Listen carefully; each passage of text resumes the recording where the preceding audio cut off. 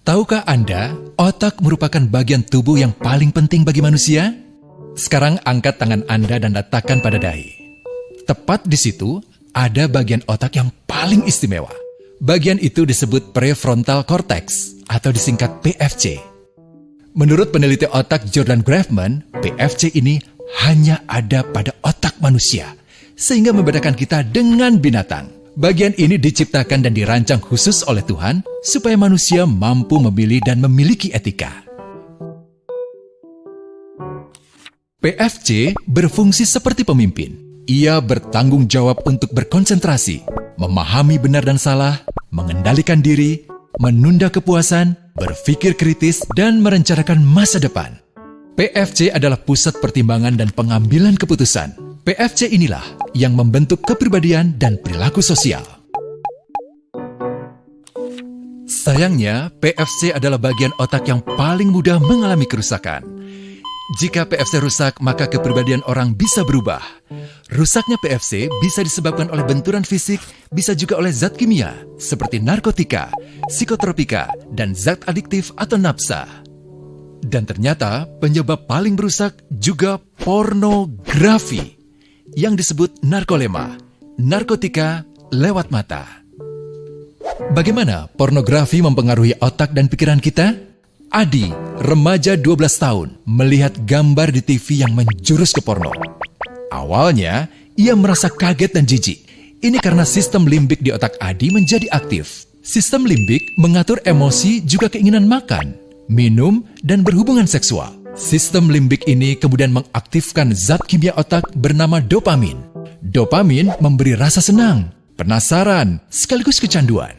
Zat ini juga aktif jika orang mengkonsumsi nafsa. Oleh karena itu, sifat candu pornografi sama dengan sifat candu nafsa.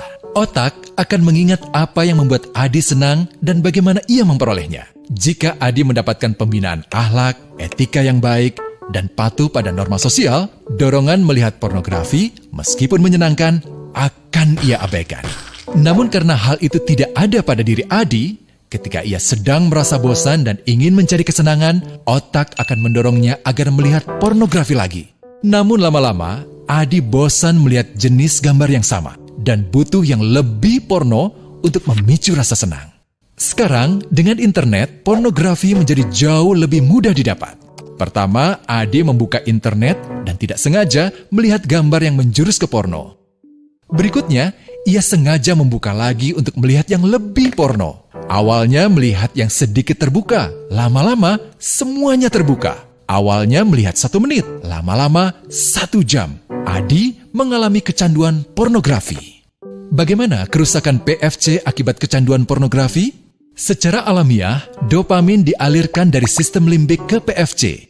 Orang yang kecanduan pornografi akan mengalirkan dopamin secara berlebihan sehingga membanjiri PFC.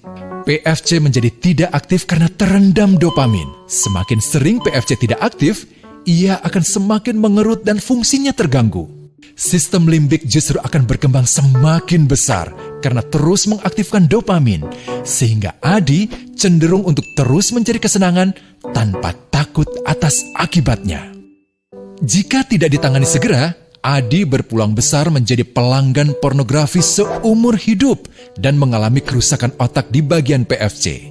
Awalnya, ia akan kehilangan konsentrasi, penurunan kemampuan menimbang benar dan salah, serta berkurangnya kemampuan mengambil keputusan.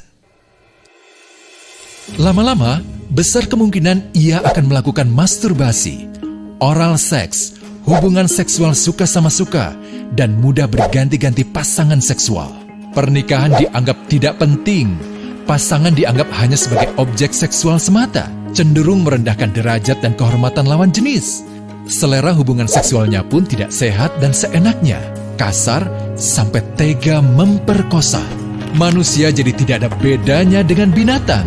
Inilah dampak yang terjadi akibat kerusakan PFC.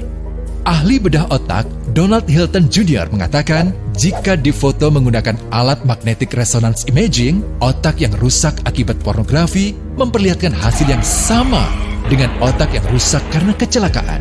Ia juga mengatakan, berbeda dengan dampak nafsa yang merusak otak di 3 bagian, pecandu pornografi yang sudah melakukan hubungan seks dengan anak-anak mengalami kerusakan otak di 5 bagian. Terbukti, pornografi pada anak lebih bersifat merusak karena PFC belum matang dengan sempurna. Tapi untungnya, otak anak yang belum sempurna ini masih mudah dibentuk. Pengaruh pornografi bisa lebih mudah dihilangkan asal ada usaha untuk memulihkan dengan sabar, terutama oleh ayah ibu, keluarga, dan orang terdekat. Pelajari bagaimana mencegah dan menangani anak yang terkena pornografi. Mari, lindungi generasi kita dari bencana pornografi dan kejahatan seksual.